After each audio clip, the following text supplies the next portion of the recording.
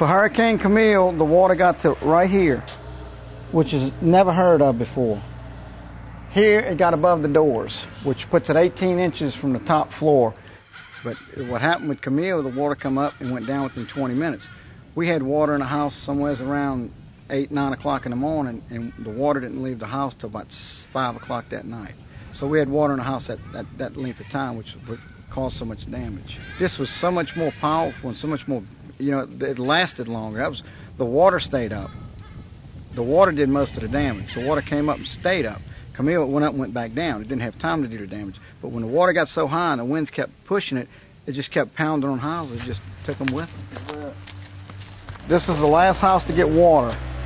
And when water gets to this property, it's over all the roofs around us. Water started coming up early. About 4 o'clock, we had water in the streets. And about 4:30, there was a house on the corner. It was lower than us. And there was a Vietnamese family in it that had never been through a hurricane. And there was about 2 inches of water 2 feet from getting in their house, 2 inches.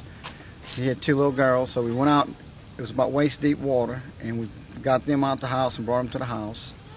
And then we had to go across the street and get the next guy and bring him out. And somewhere around 9 o'clock, the water was about to get into my house. And the guy across the back way come over and said he had a handicapped wife. So we had to go get her and lift her over. Well, the water done covered the fence. So when we went to get her, we had to lift her over the fence, and that's how high the water was. We got them in, and then the house next door, they were breaking into the attic to get into the attic when they saw us, and we got them out. There was 7 in that house. And then we got a phone call on a cell phone that a family north of us across their street, they had 5 in the attic, but we couldn't get to them. As soon as the water got low enough, we went and got them. And incredibly enough, in my front yard is a roof of a house that was 2 blocks down the road. It was a 2-story house. This roof right here had 2 people in it that floated from a block and a half down the road, and they stayed in it until the water went down. We didn't know they were there. And it was a friend I went to school with, his mother. He had it tied to a mattress hanging onto the rafters in the house, and they stayed in there all night. I mean, I couldn't imagine being stuck in there tied to a mattress hanging onto the rafters in that wind and water. I mean, I was scared inside the house, much less being outside the house with that little protection. You can come in, you can see the water line, and the picture windows here held. The windows held until about 4:30, 5 o'clock that evening, probably 4:30, which saved us actually, because the more the windows held, the more it kept the wave action from coming in. But when the windows broke, the water started pushing, and it knocked all the sheetrock out and just took over the house. We stayed down here till the water came up. We watched the water rise, and we knew there was a possibility water would get here, but we was looking at maybe 3 inches, 6 inches, a foot at the most.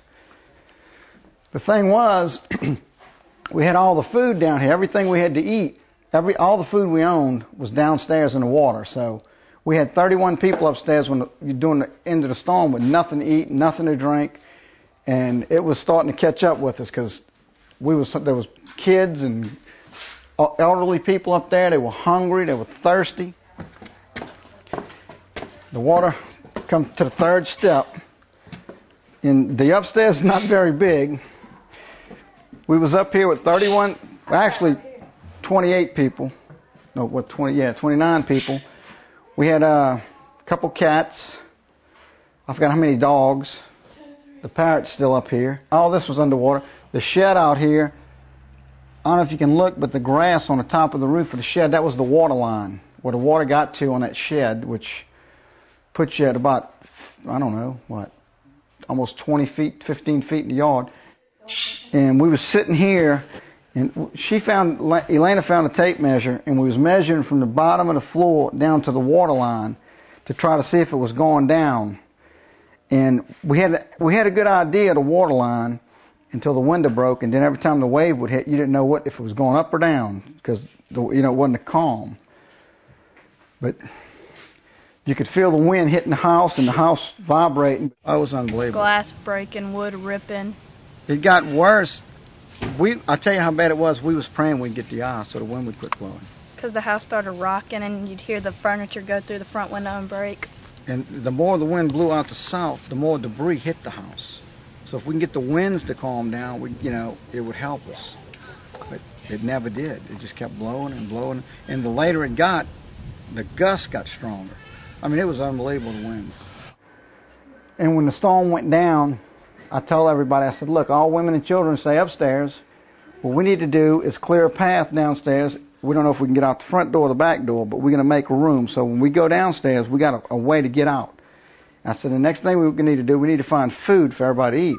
I said, so we have to go in all these houses and find canned goods. And the guy that lived in that house says, we can go to my house, I have plenty.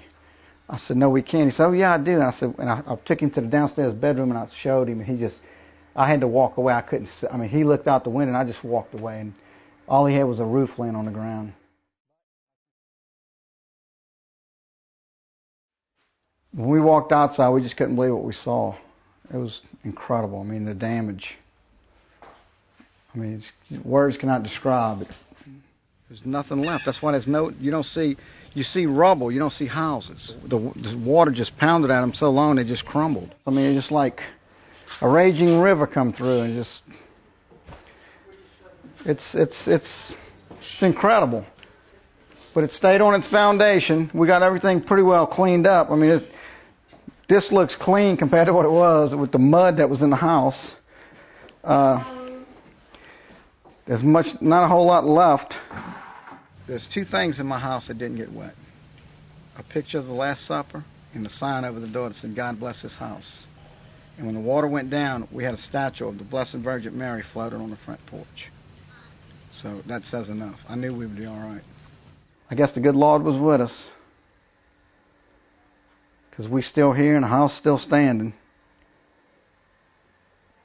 But